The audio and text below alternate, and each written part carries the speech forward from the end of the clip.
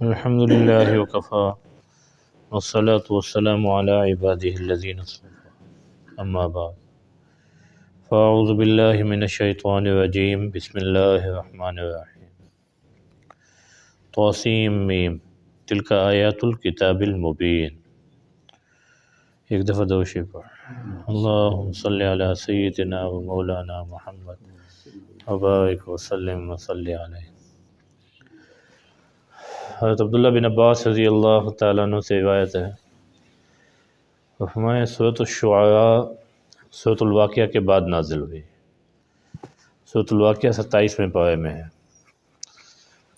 56 number پہ جو قرآن مجید کی موجودہ ترتیب ہے، 56 نمبر پہ قرآن مجید کی صورت ہے۔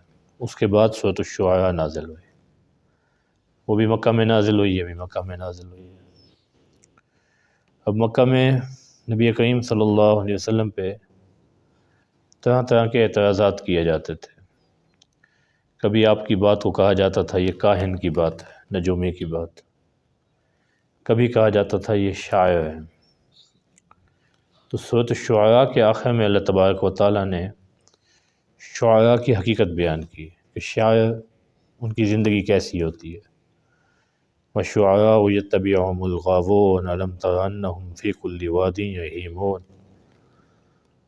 تو اس لیے اس سورت کا نام بھی سورۃ الشعراء رکھا۔ پھر ایک ان کو تکلیف یہ تھی کہ ہماری مرضی کا معجزہ کیوں نہیں آتا۔ تو اس صورت میں اللہ تبارک و تعالیٰ توحید بھی بیان کریں گے، رسالت بھی بیان کریں گے، اس کے ساتھ ساتھ جو ان کی مرضی کے معجزات ہیں ان کو نہ اتارنے کی حکمت بھی بیان کریں گے۔ سورت کی شروع جو ہے طاسیم میم حروف مقطعات سے کیا۔ حضرت عبداللہ بن عباس رضی اللہ تعالیٰ عنہ سے ایک روایت ہے کہ سورت طٰہٰ اور طواسیم یعنی وہ صورتیں جو طاسین کے ساتھ شروع ہوتی ہیں، جیسے یہ سورت الشعراء ہے، اس کے بعد آگے سورۃ نمل ہے۔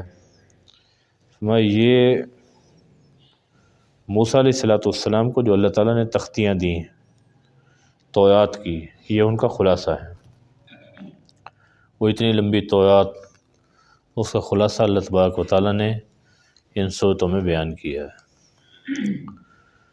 تو طاسیم میم یہ حروف مقطعات میں سے ہے۔ اس کے بارے میں یہ یقین رکھنا چاہیے اس کی جو بھی مراد ہے وہ اللہ تعالیٰ کے ہاں بالکل حق ہے، امت کو اس میں بحث میں پڑھنے کی کوئی ضرورت نہیں ہے۔ تلک آیات الکتاب، یہ ایسی کتاب کی آیات ہیں جو ہر چیز کو واضح اور روشن کرنے والی ہے۔ یہ قرآن مجید کی صفت ہے کہ قرآن مجید نے کسی بات میں ابہام نہیں چھوڑا، ہر چیز کو کھول کھول کے بیان کیا اور بار بار بیان کیا، مختلف انداز سے بیان کیا۔ لعلک باخع نفسک الا یکونوا مؤمنین، یہ نبی کریم صلی اللہ علیہ وسلم کا درد بیان کیا۔ لگتا ایسا ہے کہ آپ اپنے باپ کو ہلاک کر دیں گے صرف اس وجہ سے کہ یہ لوگ ایمان نہیں لا رہے۔ یہ بخع جو ہے، جب جانور کو ذبح کرتے ہیں نا، یہ آخر میں ایک سفید سا وہ آ جاتا ہے 4 رگیں کاٹنے کے بعد، جس کو کسائی زور سے نوک مار کے توڑ دیتے ہیں۔ توڑنا نہیں چاہیے، یہ مکروہ لکھا ہے۔ نبی کریم صلی اللہ علیہ وسلم نے جانور کو بغیر کسی فائدے کے عذاب دینے سے منع فرمایا۔ اس رگ کو بخ کہتے ہیں، بخ۔ تو اللہ فرمائے کیونکہ اس وقت جب وہاں تک معاملہ پہنچ جاتا ہے، چھری وہاں تک پہنچ جاتی ہے تو جانور فوراً ہلاک ہو جاتا ہے۔ تو یہ تعبیر نبی کریم صلی اللہ علیہ وسلم کی امت کے بارے میں غم کو اللہ تعبیر کر رہے ہیں کہ لگتا ہے آپ کا غم اس رگ تک پہنچ گیا ہے، آپ اپنے آپ کو ہلاک کر دیں گے صرف اس غم میں کہ آپ کی امت ایمان نہیں لا رہی۔ ہمیں اتنا غم نہ کریں۔ نبی کریم صلی اللہ علیہ وسلم آپ کی ہمیشہ یہ کیفیت صحابہ نے بیان کی ہے حضور کے سینے سے نا ایسے آواز آتی تھی جیسے ہنڈیا جوش میں ہو نا، کھانا پک رہا ہو تو اس وقت جو بڑ بڑ کی آواز آتی ہے، نبی کریم صلی اللہ علیہ وسلم کا سینہ ہر وقت ایسے اندر سے آواز آتی تھی۔ اور نبی کریم صلی اللہ علیہ وسلم نے امت کی خیر خواہی میں کوئی کسر نہیں اٹھائی، کوئی کسر باقی نہیں رکھی، کوئی کسر،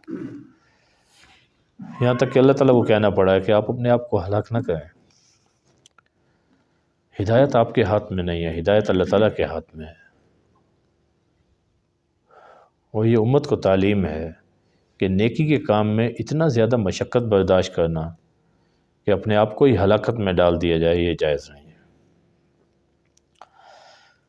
ان نشأ ننزل علیہم من السماء آیۃ فظلت اعناقهم لها خاضعین، اللہ کہتے ہیں اگر ہم نے ان کو ساروں کو ہی ہدایت زبردستی دینی تھی، ان کا اپنا اختیار باقی نہ رہتا، تو ہم آسمان سے کوئی ایسی مضبوط نشانی اتار دیتے جو ان کو مجبوراً ان کی گردنیں جھکا کے رکھ دیتی۔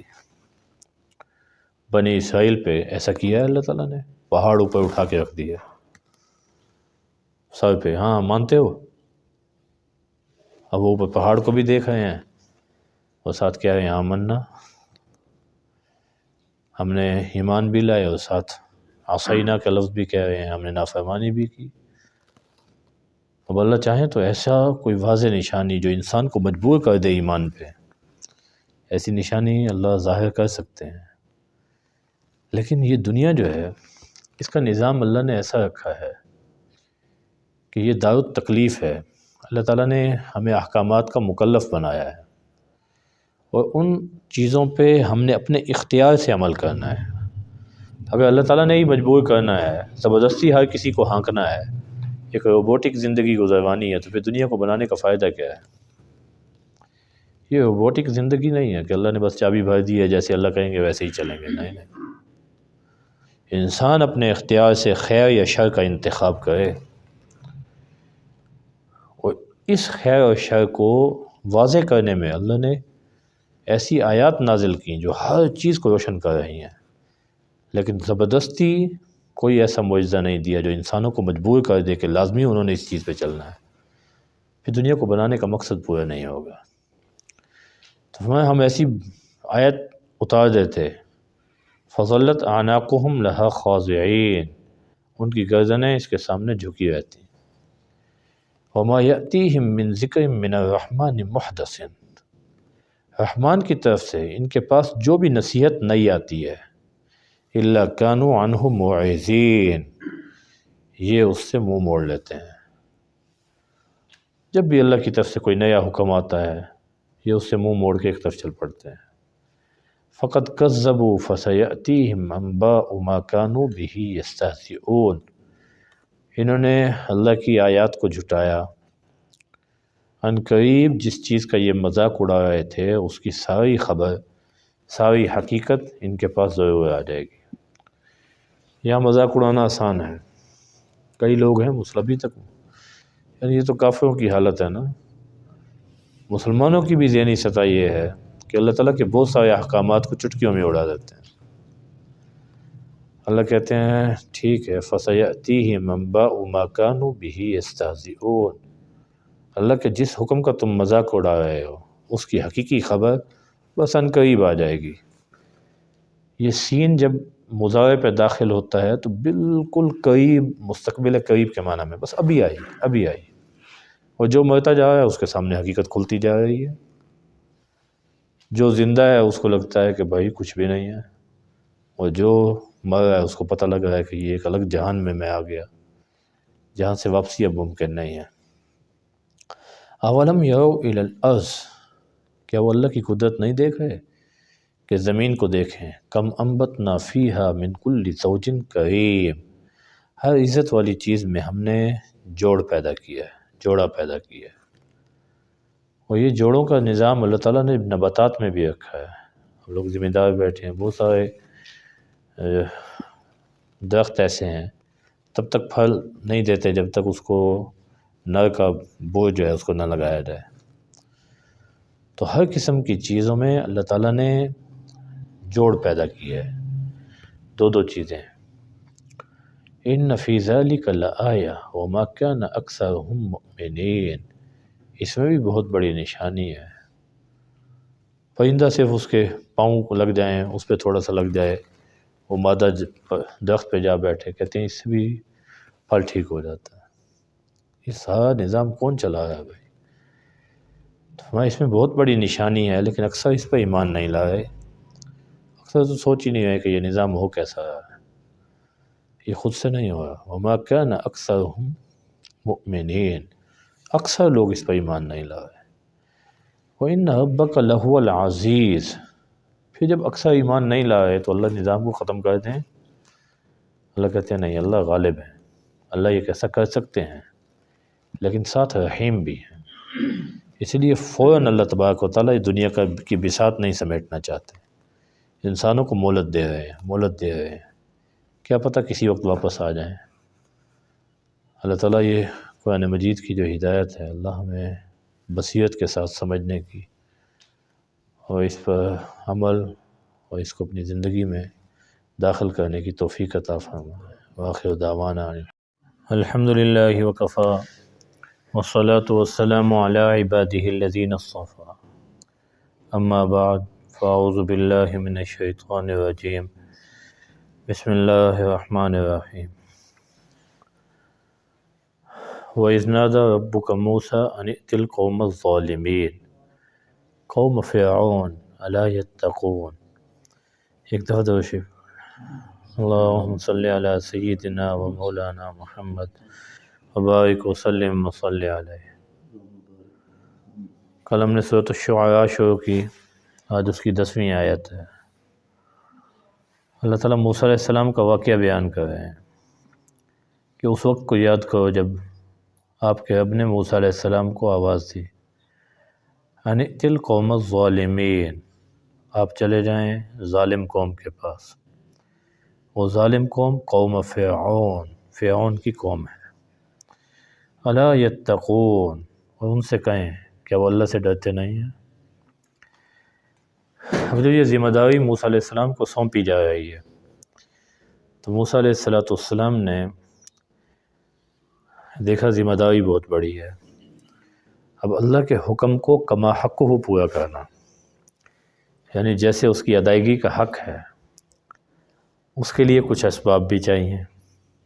جب ذمہ داری بڑی ہے تو اس کے لیے اسباب اور ہمت بھی ویسی ہی چاہیے۔ تو فوراً درخواست کی، رب انی اخاف ان یکذبون، اے میرے رب مجھے ڈر ہے میری بات پوری سنیں گے نہیں، وہ میری بات کی تکذیب کر دیں گے، مجھے میری بات میں جھوٹا قرار دے دیں گے۔ وَيَضِيقُ صَدْرِي، لازمی بات ہے جب آپ کسی کو بات کریں خیر خواہانہ انداز میں، اسی کے نفع کی ہے، وہ آپ کی بات صحیح طرح سنے ہی نہیں اور شور مچانا شروع کر دے، تو موسیٰ علیہ السلام کہنے لگے فطری طور پر میرا دل ایسی کیفیت کے وقت تنگ ہو جاتا ہے، فطری عمل ہے نا۔ وَيَنْطَلِقُ وَلَا يَنْطَلِقُ لِسَانِي، پھر میری زبان میں وہ فصاحت نہیں رہے گی، وہ روانی نہیں رہے گی جو بات میں بیان کرنے میں ضروری ہوتی ہے۔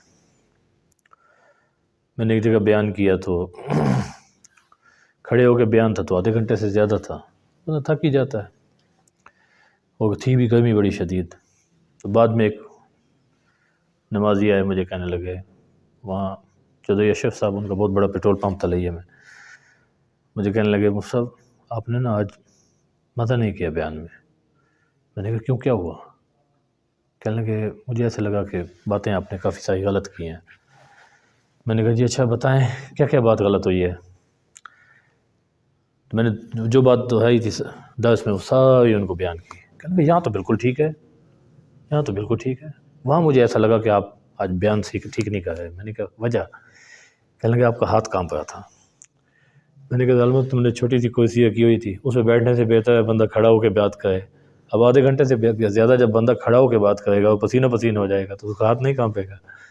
کہتا ہاں میں تو تمہارے ہاتھ کو دے دایا گیا، ہاتھ کا مطلب ہے میں کہ مطلب کو کچی گال کرنے بیٹھا۔ مجھے بڑی ہنسی آئی ان کی سادگی پہ، تمہارا ہاتھ کا مطلب یہی نا، میں کچی گال کرنا تھا۔ تو موسیٰ علیہ السلام نے کہا جب میری بات میں روانی نہیں رہے گی، لازم بات ہے دل جب گھٹن پیدا ہوگی تو زبان کی روانی ختم ہو جائے گی، وہ اور زیادہ میری بات نہیں مانیں گے۔ تو اب اس کا ایک حل میرے ذہن میں آیا، فَأَرْسِلْ إِلَىٰ ہارون، آپ میرے بھائی ہارون کی طرف بھی رسالت کا پیغام بھیج دیں، ان کو بھی میرے ساتھ رسول بنا دیں۔ اب اکیلا جب میں اتنی بڑی ذمہ داری ادا کروں گا، وہ فوراً میری تکذیب کریں گے اور میں بات کو نہیں کر سکوں گا، تو لازمی بات ہے میرا بھائی جب ساتھ ہوگا تو دل کو ڈھارس بندھے گی، بات میں حوصلے سے کر سکوں گا۔ حضرت نے کہا کوئی بات نہیں ہے۔ پھر ساتھ دوسرا عذر بیان کیا، وَلَهُمْ عَلَيَّ ذَنْبٌ، وہ لوگ مجھے ایک قسم کا مجرم سمجھتے ہیں، ان کو یہ لگتا ہے کہ میں نے کوئی جرم کیا ہے۔ فَأَخَافُ أَن يَقْتُلُونَ، مجھے ڈر ہے کہ وہ دشمنی کی وجہ سے مجھے قتل نہ کر دیں کہ آپ نے ہمارا بندہ مار دیا تھا۔ اللہ تعالیٰ نے کہا کلا، ہرگز ایسا نہیں ہوگا، وہ آپ کو تکلیف نہیں پہنچا سکیں گے۔ فَاذْهَبَا بِآيَاتِنَا، لیکن آپ کی یہ بات بالکل دستور کے مطابق ہے کہ ایسے موقع پر آپ کا کوئی مددگار ہونا چاہیے، تو اب آپ دونوں جائیں۔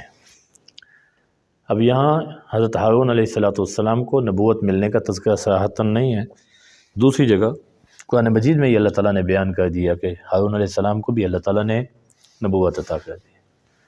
اب کہا آپ دونوں جائیں، اِنَّا مَعَكُمْ مُسْتَمِعُونَ، ہم آپ کے ساتھ آپ کی بات کو توجہ سے سن رہے ہیں، آپ نے پریشان نہیں ہونا، کوئی سنے نہ سنے، اللہ تو اپنے انبیاء کی بات سن رہے ہیں۔ فَأْتِيَا فِرْعَوْنَ، آپ دونوں حضرات فرعون کے پاس جائیں، اب اس کو کہیں اِنَّا رسول رب العالمین، ہم رب العالمین کے رسول ہیں، تمام جہانوں کا پالنے والا اس نے ہمیں قاصد بنا کر بھیجا ہے، ہم بڑے کا پیغام لائے ہیں۔ ان ارسل معنا بنی اسرائیل، دو کام کرنے ہیں، ایک تو خود شرک سے باز آ جا، اس کے ساتھ تو نے جو بنی اسرائیل پہ ظلم کیا ہے اس ظلم کو چھوڑ دے۔ ان ارسل معنا بنی اسرائیل، ہمارے ساتھ بنی اسرائیل کو بھی بھیج دے۔ بنی اسرائیل اصل تو یہ ہجرت کر کے آئے تھے نا حضرت یوسف علیہ السلام کے زمانہ میں، جب حضرت یعقوب علیہ السلام اور ان کی اولاد جو ہے یہ ساری شام کے رہنے والے تھے، لیکن یوسف علیہ السلام کی وہ ہجرت، پھر اس کے بعد مصر میں قیام، اور پھر حکومت، اور پھر سارا یہ بھائیوں کو بلانا، وہ سارا واقعہ ہم سورۃ یوسف میں پڑھ چکے۔ اب بعد میں پھر جب یوسف علیہ السلام کی اولاد میں کمزوری آئی تو ان لوگوں کے اندر نفرت پیدا ہو گئی، کہنے لگا اچھا یہ باہر سے آئے ہیں اور ہمارے اوپر حکومت کر رہے ہیں، تو اس نفرت کا انجام یہ ہوا کہ انہوں نے پھر ان کو 400 سال سے زیادہ اپنا غلام بنا کے رکھا، اور ان کی تعداد بعض روایات کے مطابق 6,30,000 افراد تھے بنی اسرائیل کے، کہیں جانے بھی نہیں دیتے تھے، کہتے تھے اب تم نے ہمارے پہ حکومت کی، اب ہم تمہارے اوپر حکومت کریں گے، اب تمہیں باہر نہیں جانے دیں گے۔ تو موسیٰ علیہ السلام نے کہا نرسل معنا بنی اسرائیل، یہ ظلم ختم کرو، بنی اسرائیل کو ہمارے ساتھ بھیجو۔ قال الم نربک فینا ولیدا ولبثت فینا من عمرک سنین، اب جب فرعون کو جا کے موسیٰ علیہ السلام نے دعوت دی، اب اس نے حربہ وہ اپنایا جس سے موسیٰ علیہ السلام کی کسی طرح تذلیل کرے، نعوذ باللہ من ذالک، اور لوگوں کو یہ بتائے کہ ہمارے تو ان پہ بڑے احسانات ہیں، الٹا انہوں نے زیادتی کی، اب بندہ مار کے چلے گئے، آج یہ ہمیں نصیحت کرنے آ گئے ہیں۔ کہنے کہ الم نربک فینا ولیدا، ہم نے آپ کی پرورش نہیں کی بچپن کی حالت میں، وَلَبِثْتَ فِينَا مِنْ عُمُرِكَ سِنِينَ، آپ نے اپنی عمر کے کئی سال ہمارے اندر گزارے ہیں، یعنی دوسرے لفظوں میں کہنے لگا آپ لوگوں نے تو ہمارا نمک کھایا ہے، پھر آپ کیسے ہمارے پہ یہ بات کر رہے ہیں۔ وَفَعَلْتَ فَعْلَتَكَ الَّتِي فَعَلْتَ، اور آپ نے وہ کام کیا جو آپ نے کیا ہے، یعنی قبطی کو قتل کیا ہے۔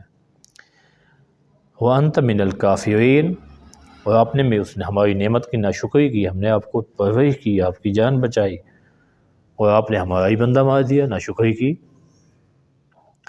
اب یہاں دو اعتراض تھے، پہلا یہ کہ آپ پہ ہم نے احسانات کیے ہیں، دوسرا یہ کہ آپ نے بندہ مارا ہے۔ موسیٰ علیہ السلام نے دوسرے اعتراض کا پہلے جواب دیا، میں فعلتها اذا وانا من الضالین۔ موسیٰ علیہ السلام چاہتے تو یہ کہہ سکتے تھے میری اس میں کوئی غلطی نہیں ہے، الٹا وہ آدمی تھا ہی کافر،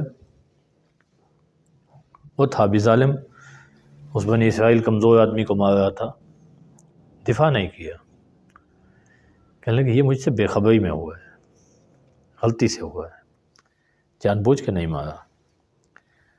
اور انبیاء کی عصمت اور انبیاء کے مقام کے خلاف وہ کام ہوتا ہے وہ جان بوجھ کے کریں۔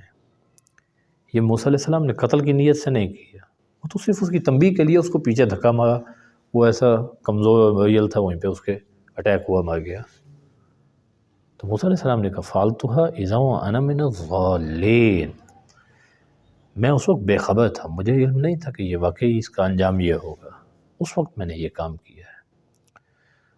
اب اگر موسیٰ علیہ السلام دیکھیں انبیاء کی دعوت کس انداز کی ہے، جو واقعہ ہے بیانی ہی بیان کر دیا ہے تاکہ لوگوں پہ اس کا اثر ہو کہ یہ اپنی ذات کے دفاع کے لیے نہیں آئے، جو بات حقیقت ہے اس کو تسلیم کر لینے میں کوئی حرج نہیں ہے۔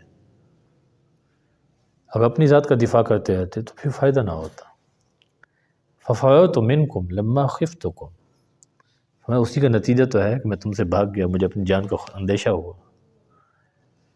پھر اللہ تعالیٰ نے فَوَهَبَ لِي رَبِّي حُکْمًا وَجَعَلَنِي مِنَ الْمُرْسَلِينَ، اللہ تعالیٰ نے مجھے اپنی طرف سے حکمت عطا کی اور مجھے رسولوں کی فہرست میں شامل کر دیا، یہ اللہ کا انعام ہوا۔ وَتِلْكَ نِعْمَةٌ تَمُنُّهَا عَلَيَّ أَنْ عَبَّدْتَ بَنِي إِسرائیل، اور یہ جو تو احسان جتلا رہا ہے کہ تو نے میری پرورش کی ہے، میں خود تیرے گھر آیا تھا، میری والدہ کس وجہ سے تیرے تک پہنچایا ہے، تیرے ظلم کی وجہ سے تو سارے بنی اسرائیل کو تو نے غلام بنایا ہوا تھا، پھر ان کو قتل کر رہا تھا، اور اللہ تعالیٰ نے تجھے نیچا دکھانے کے لیے تیرے ہی دشمن کو تیرے ہی گھر میں پرورش کروائی ہے، اس کا تم پہ کیسے احسان جتلا سکتا ہے؟ پہلی بات ٹھیک ہے، یہ قتل ہوا ہے لیکن وہ میں نے جان بوجھ کے نہیں کیا۔ دوسری بات تو ہمارے کو احسان جتلا ہے، یہ جو نعمت تو مجھ پر احسان جتلا ہے، تو نے تو بنی اسرائیل کو غلام بنایا، اس کی پاداش میں یہاں تک پہنچا ہوں۔ قال فرعون وما رب العالمین، اب جب یہ سارا واقعہ ہو گیا، اب فرعون نے کہا لوگوں پہ تو بڑا اثر پڑا ہے، اب فرعون نے کہا کسی طرح میں موسیٰ علیہ السلام سے کوئی اور سوال کرو۔ یہ سارا واقعہ اگر اللہ تعالیٰ اس کو بیان کر رہے ہیں، یہ واقعہ اللہ نے بار بار مختلف انداز میں بیان کیا ہے، اور اس میں بڑی حکمتیں ہیں، بڑی حکمتیں۔ ظلم کے خلاف بولنا یہ انبیاء علیہ السلام کا شیوا ہے، اپنی جان کی، اپنی مفادات کی پرواہ نہ کرنا، یہ انبیاء علیہ السلام کا مشن ہے۔ قرآن مجید میں ان کی ایک صفت بیان کی، لا یخافون فی اللہ لومۃ لائم، اللہ کے معاملہ میں انبیاء کسی بھی ملامت کرنے والے کی ملامت سے نہیں ڈرتے، اور جو آدمی حق اس لیے بیان نہ کرے کہ لوگ کیا کہیں گے، وہ کبھی بھی انبیاء کا وارث نہیں ہو سکتا۔ اللہ تعالیٰ ہمیں انبیاء کی صحیح وراثت عطا فرمائے، اور ہر حال میں حق گوئی کی اللہ توفیق عطا فرمائے۔ وآخر دعوانا الحمد للہ رب العالمین۔